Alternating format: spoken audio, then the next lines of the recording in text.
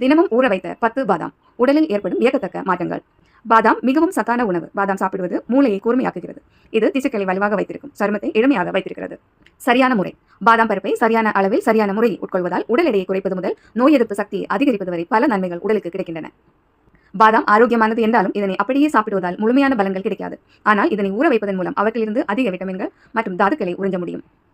பாதாம் பருப்பு vitamin A, துத்தநாகம், கால்சியம், மக்னீசியம் மற்றும் ஒமேகா 3 கொழுப்பு அமிலங்களில் சிறந்த ஆதாரமாகும்.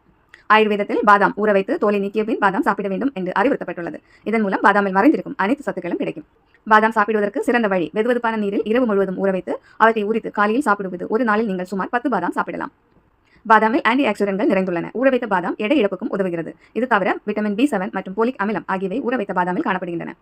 பாதாம் பருப்பை வெறும் வயிற்றில் சாப்பிடக்கூடாது. வெறும் வயிற்றில் பாதாம் சாப்பிடுவது பித்தத்தை அதிகரிக்கிறது, செரிமான பிரச்சனையையும் ஏற்படுத்துகிறது. பாதாமின் தோலில் டானின்கள் உள்ளன. அவை ஊட்டச்சத்துக்கள் உறிஞ்சப்படுவதை தடுக்கின்றன.